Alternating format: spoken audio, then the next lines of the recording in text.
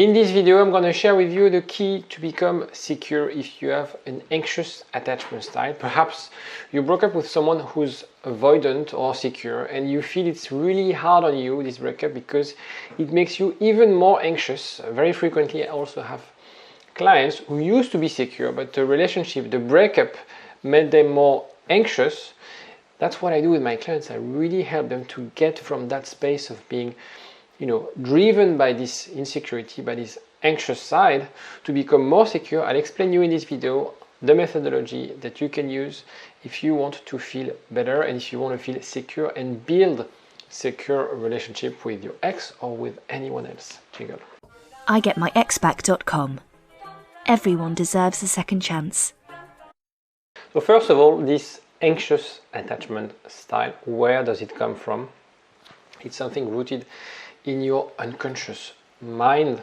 Consciousness is like a broom closet in the mansion of your brain. In other words, most of our thoughts are unconscious. Most of our reality is based on unconscious thoughts.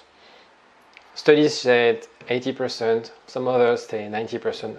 Most of our thoughts are unconscious.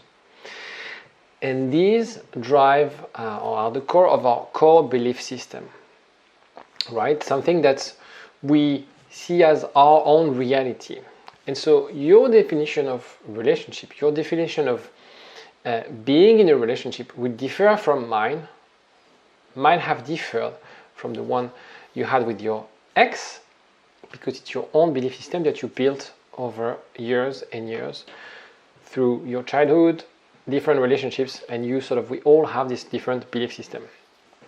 An insecure attachment style, whether it's avoidant or anxious, usually comes from childhood. It doesn't mean necessarily that you have had a traumatic childhood. I used to be dismissive avoidant and I've had loving and amazing parents, but it's how I grew up because of some of the things they've done, some of the things I've done.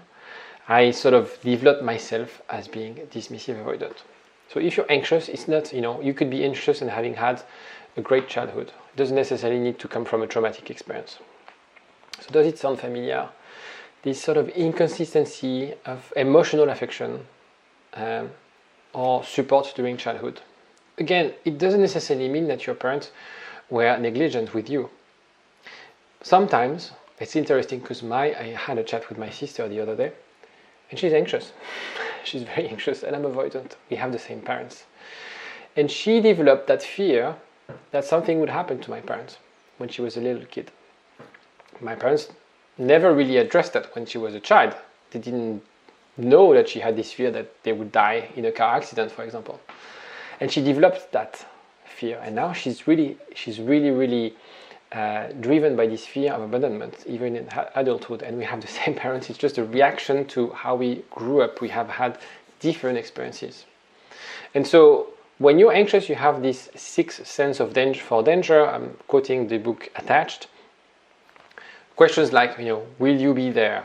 So we have this fear of abandonment. Maybe one day your father or your mother said that they will come up and they didn't, and that created some sort of ripple effect. Will it happen? So about the consistency, we made a promise. You didn't follow through on your promise.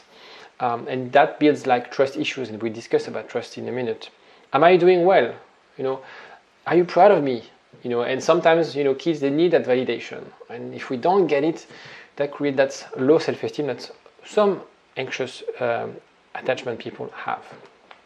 Now, the thing is, if you want to feel secure, it's all about changing your horizon. And of course, I'm going to talk about the basic tips about going out and stuff, but it's fundamental for you to change this, because what a lot of anxious people do, because that's how their mind works, is they replay the story again and again.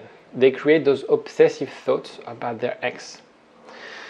If you want to feel better right away, it's about gaining new perspective and create new opportunities, because if you're stuck like a broken record, thinking about getting back with your ex, thinking about what you should have said, what you should have done, thinking I should have watched those videos before when I was with my ex, it's not going to change the present, it's not going to change the future, right? So it's really about opening up, finding new opportunities, and I'll discuss in a minute what I mean by that. And this is what we do with the Love Yourself First community is we can help you find opportunities, expand your horizon, learn new things. In this community that I created this month, we don't talk actually a lot about breakups. We talk about self-discovery, personal growth. That's way more empowering, and it makes you feel better than talking about your ex and talking about the 5 ways, the 5 texts that you should send your ex, the length of no contact. It's irrelevant. That's not what will help you feel better. This video is made for you if you have this anxious attachment style, you want to work on yourself, and you want to feel secure.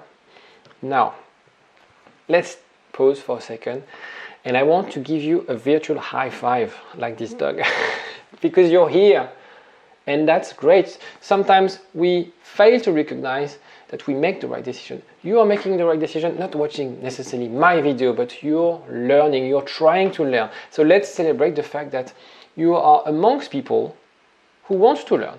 You're amongst people who realize, okay, I want to learn, I want to become a better person. And that's amazing. A lot of people, maybe you're amongst 10% of people who think like, okay, there's something wrong, they probably did something wrong, I need to learn, I need to grow, I need to develop myself. And that's amazing. I know some anxious people feel that they need that validation, so I give you a bit of validation here today. You also need to learn to live without validation. But here, I just wanted to validate and celebrate this with you, that you're here to learn and grow. So high five to you. And also the reason I'm saying this, and I've created this specific slide, is that one way to feel more secure is to learn about attachment. Is to learn about this, because you realize that actually it's nothing wrong with you, nothing wrong with your ex. It's just how we grew these sort of insecure attachment models. Okay, so it's not about, you're not a bad person, you're not a weak person. It's just how you perceive relationship. It's very different. That's the first step if you want to be more secure. So how can I move forward? First one, holistic approach. I swear after I'm going to give you substantial tips because the sleep, eating habit, exercise makes sense. The thing is, I have to remind you of this because very often people tell me, I like your videos, they're very practical. I'm bored of those tips like, go out, meet friends.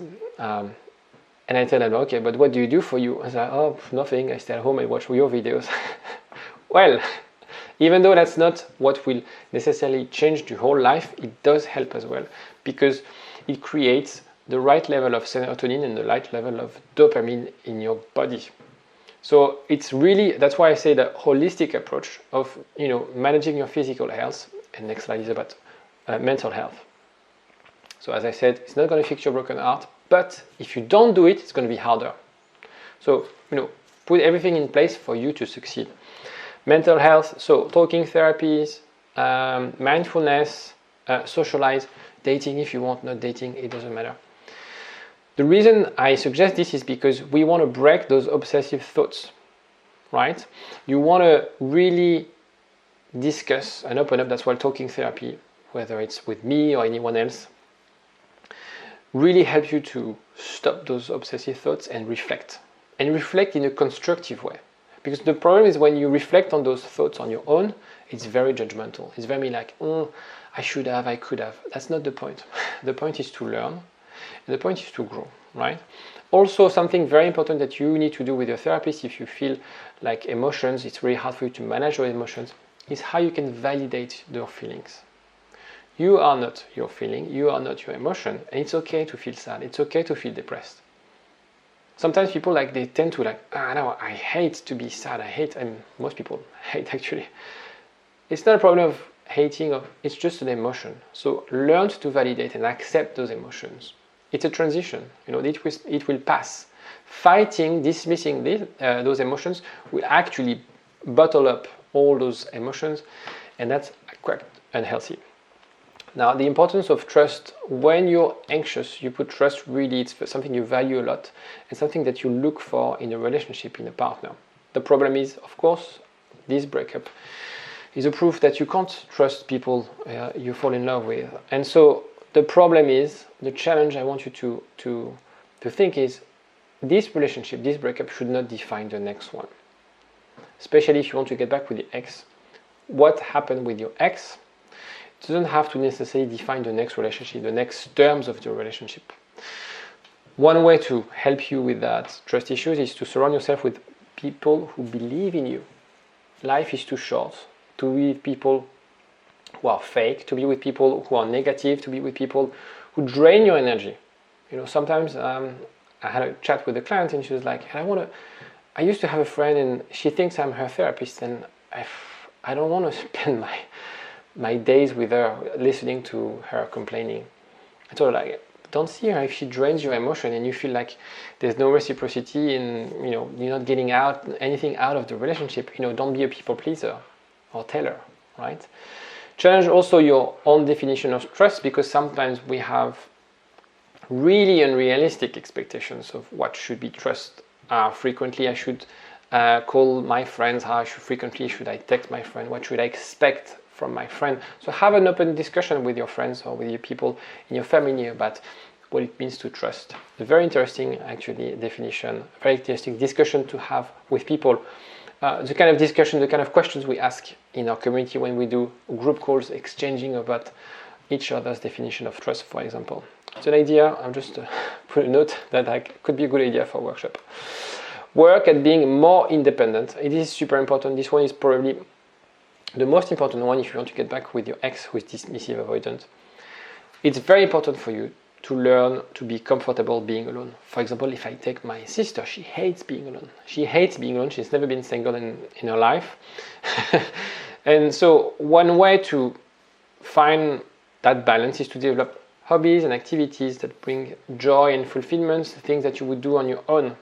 Okay, there's also an importance of diversifying your social interactions. Sometimes people, they're like, this is my partner, is the only person I rely on for emotional support, to talk about work, as a mentor, as a friend, as a partner, to play, golf, whatever. And when this falls apart, you have nothing left. Okay, so it's very important to diversify. The same way you don't put all your eggs in the same basket, it's the same way when you sort of deal with your own personal life. This aspect is fundamental if you want to get back with an avoidant. If your ex sees that you manage to be independent, he or she would understand that actually being together wouldn't require the same level of intimacy. It will imply that actually you don't need to be together 24/7. It will mean that you don't need to be on the phone with them every single hour, something that they struggle with. And you will feel better as a result dating an avoidant, someone who needs a bit of space, someone who needs a bit of distance during the relationship. You'll feel okay with that. You won't feel that need to connect, that feel like, I need to be with that person.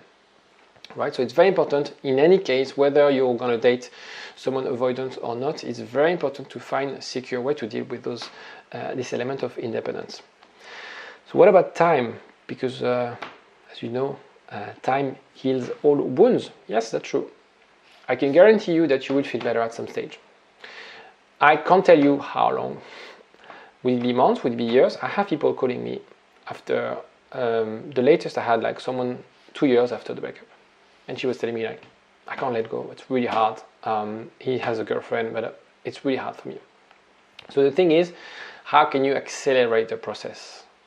Because, of course, in 20 years, your ex will be your ex and you'll be very, very neutral about it.